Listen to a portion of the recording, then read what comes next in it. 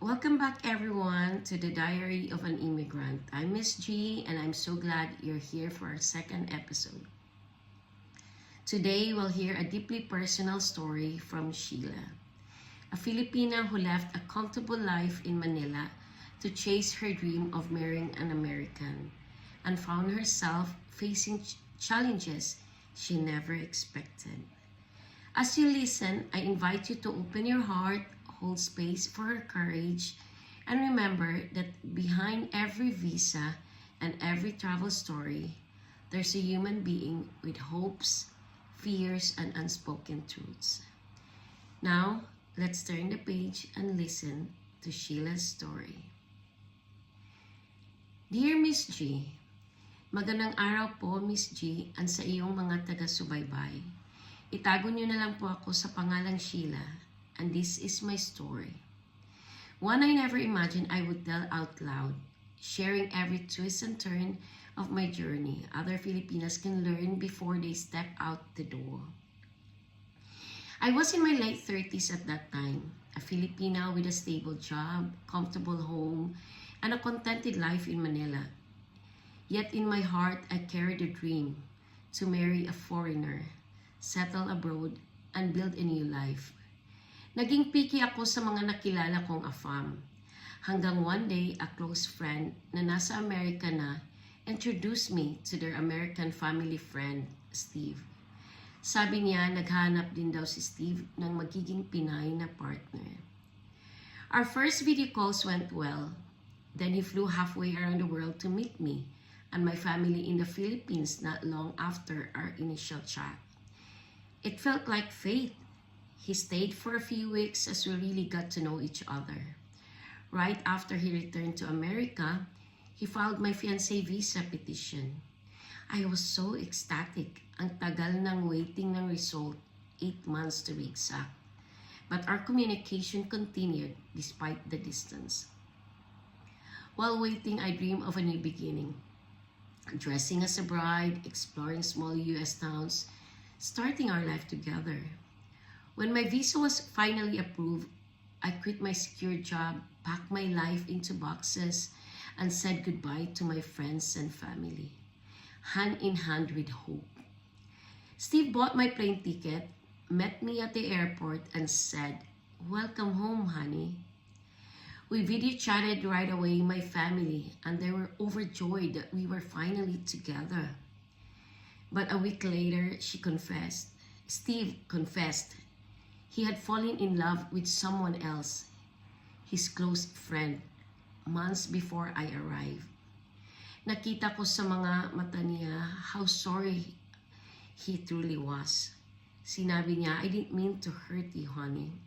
Things just happened, and I did not want to tell you while you were waiting for the visa. I couldn't bear to let all your efforts to come to the US to be wasted."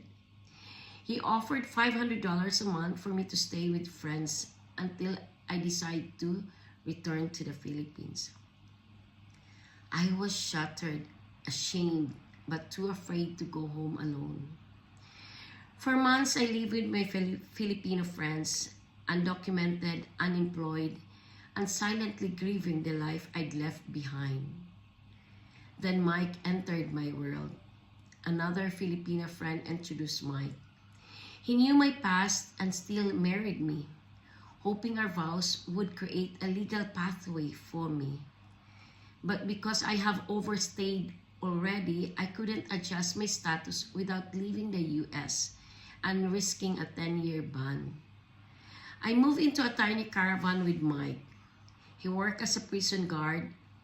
I remained undocumented, barred from working legally. We clashed over money, trust, and my uncertain future. I hated feeling like a burden, and he resented that my heart wasn't fully his. I almost decided to leave the US for good until I discovered I was pregnant. My heart soared and sank at once. I stayed for my son. He is my greatest joy and my reason to keep going. At 39, undocumented and married to a man who saw me as convenience, I knew in my bones I would endure for my child. When our son was born, I poured every ounce of love into him, teaching him Tagalog, cooking Filipino dishes, and sharing our culture one lullaby at a time. I ghosted my family for years until I finally told them everything. Steve's betrayal, my undocumented status, Mike's sacrifices, and our beautiful baby boy. They wept when they saw his pictures and talked to him on a video call, then prayed for us without judgment. It was such a relief to be accepted and loved again. For several years, life settled in a fragile routine. My son started school, and I volunteered there to stay close. Mike and I patched up our marriage as best as we could, focusing on a stable childhood of our son,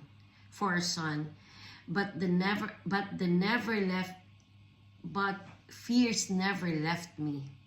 Every morning, headlines about deportation of undocumented immigrants made my heart pound. What if they come for me today? Now, under a new administration, my anxiety has spiked again. My son is 12 and can't petition for me until he's 21. 9 long years of living in the shadows. 9 more years of praying for a miracle. My personal advice to my fellow Filipina: take your time. Spend at least a year, if not more, truly getting to know your partner in person. Build real trust.